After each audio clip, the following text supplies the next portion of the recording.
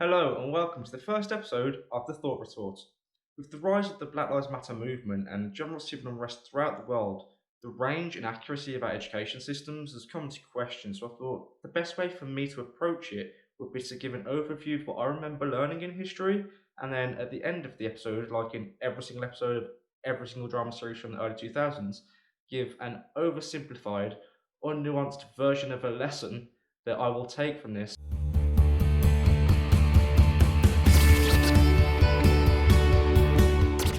The ancient Egyptians were well ahead of us on the emoji front and also built the Great Pyramids with either slaves or aliens. King Harold II. As the story goes, he took an arrow to the eye in battle, and although he died, his family did see a gap in the market and created the first insurance company. 0800 1066. But let's face it, the only person that deserves credit in that battle is the dude with the amazing aim. I can play COD and cannot get a manual headshot to save my freaking life. This guy had an IRL lock-on aim to the king's pupil. Meanwhile, the OG EU brethren were being slain either side of him. The most popular king that we learned about was a syphilitic cretin who created his own version of a religion so that he could legally spread it about a bit and also take taxes from clergymen that were meant for the Pope, much like big business does from our own social programs and infrastructure with the aid of our own government today. The Tudors also gave us our first female monarch. I know technically Mary Queen of Scots was before her, but I'm not Scottish, so she doesn't count. There was also a strong female leader during the Ginger Revolution, or to give them their PC name, the Celtic Warriors. Her name was Boudica or Boadicea. I guess they couldn't be bothered to learn how to actually pronounce her name, that damn patriarchy.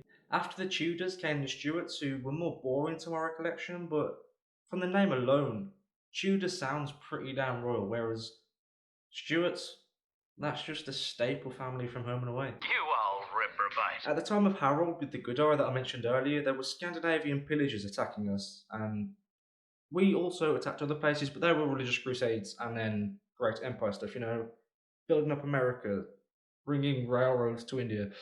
Thanks for the tea, India. Then the real history began. World War I, son, where we learned Germans are bad, but we beat them, so whew.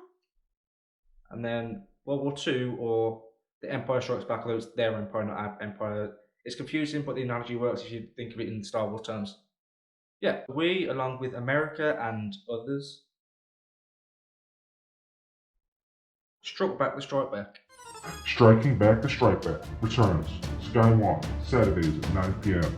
Richard Armitage's character rises from the dead, and that blonde dude that looks like Michael's Fitness is also back to fight the terrorist Antifa forces of Westchester Junior High. Thank you for that weird American accent. Where was I? Oh yeah.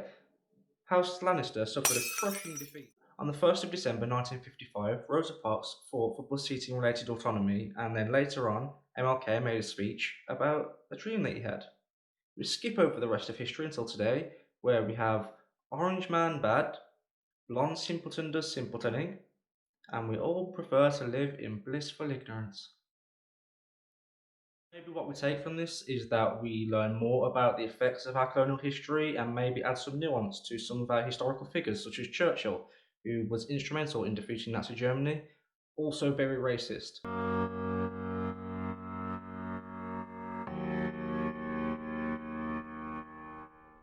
I believe I will follow the teachings of classic Hollywood movies, as well as what I believe the intended lessons of people like Jesus, Gandhi, the Dalai Lama, Martin Luther King, and present to you an actual solution. I present to you the White Saviour.